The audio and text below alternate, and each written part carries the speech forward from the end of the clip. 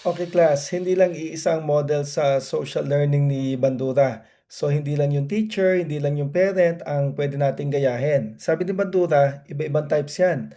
So unang-una sabi niya mga live model. Ito yung mga tao sa harap mo mismo. Real human, real behavior. So halimbawa ako, nagde-demo ako ng presentation technique. Tatanungin mo ako 'no, o kaya panonoorin mo ako. Titignan mo kung, how I stand, how I pose, how I gesture. 'Yun ang live modeling. Yung parents, yung teachers, supervisors, leaders, puro 'yan live model. Pero may second na model, ang symbolic models or media or internet. Dito medyo dangerous or powerful. Media, internet, TV, movies, TikTok, K-drama. Hindi mo sila nami-meet personally, pero inoobserbahan mo. So example, may influencer na laging kalmado kahit may pressure na, edi gagayahin mo yon. Mukhang magandang gayahin yun. Or worst case, exposure mo sa aggressive na karakter.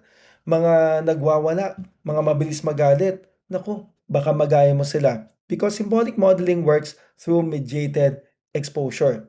In today's world, symbolic models are everywhere. So wag kang magugulat kung ang minomodel ng anak mo, minomodel ng pamangkin mo, ay yung mga nakikita niya sa TikTok.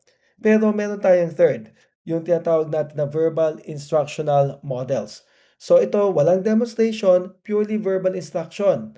So halimbawa, sinabi sa'yo, ito ang step 1, step 2, step 3, edi magbi-build ka na lang ng mental representation mo. Yun palang inuutos eh. So again, remember, meron tayong tatlong models, live model, yung ginagaya mo na parent mo, na speaker, symbolic model, yung sa TikTok, at verbal instructional model. Kumbaga nagbibigay lang ng step 1 o kunin mo ang walis, step 2 ang gagawin mo. Now, remember, ang applications natin sa observational learning ay mahalaga. Siyempre, maganda ang theory, pero ang tanong natin is saan ba 'to puwedeng i-apply? So una, puwedeng i-apply ang observational learning sa classroom behavior. Hindi lang lesson ang natututunan sa classroom students observe. Sino ba dito ang pinupuri ni ma'am? Sino bang pinapagalitan ni sir? Paano ba magsalita ang teacher? Paano ba mag-handle ng stress ang mga tao sa paligid ko? So remember, if a teacher models calm conflict resolution, students internalize emotional regulation scripts. Nakita nila, tignan mo 'to si ma'am nakaka-stress pero kalmado pa rin. So, puwedeng 'yan ang sundan nila na behavior. So, remember that modeling shapes classroom climate. Anong ikalawa? Parenting. Sinasabi ng parent, "Hindi ko naman tinuruan magmuray ang anak ko. Hindi ko naman tinuruan niya ng bad words." Naku, tatawa si bandura. Sasabihin niya, "Hindi mo kailangan turuan." Yung exposure nila, yung napapanood nila, yung tono, yung coping style, yung problem-solving behavior ng mga tao sa paligid.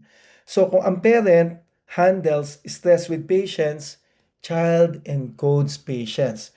If parent handles stress with aggression, well, that becomes a behavioral script.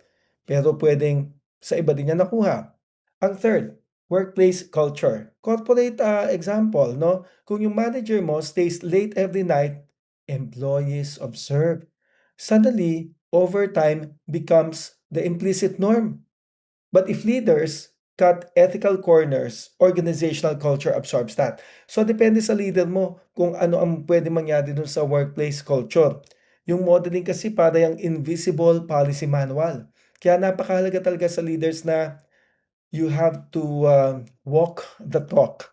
You have to uh, you have to do what you preach, no? Parang ganyan, no?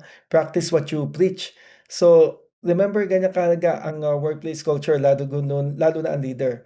And ang fourth natin is social media influence. Modern symbolic meaning to, mga influencers, yan, yung mga lifestyle nila, opinion niya, reaction, ang dami-dami nag-o-observe. Kahit walang direct interaction yung tao sa atin or yung influencer physically, nako, kumakalat na yung behavioral norm nila, yung trend, yung slang, yung political views nila, moral standards, lahat yan pumapasok sa atin through observational learning. So technically speaking, observational learning contributes to cultural transmission and social norm internalization. So again, ang application ng observational learning ay number one, nandito sa classroom, pwedeng gayahin yung mga nangyayari at ginagawa ng parents, ng classmates. Or puwedeng sa bahay ginagaya yung nanay, tatay, tito, tita, lolo, lola, or puwedeng sa workplace, "Naku, ganito pala yung mga tao dito, tahimik, dapat pala gayahin ko sila. Yung mga tao dito pala madaldal, dapat pala gayahin ko sila." Or, "Naku, ito ang napapanood ko sa social media, eh, di ito ang, gagayahin ko ngayon." So again, that's very important. So hanggang ngayon pinag-uusapan natin paano tayo natututo, by observing.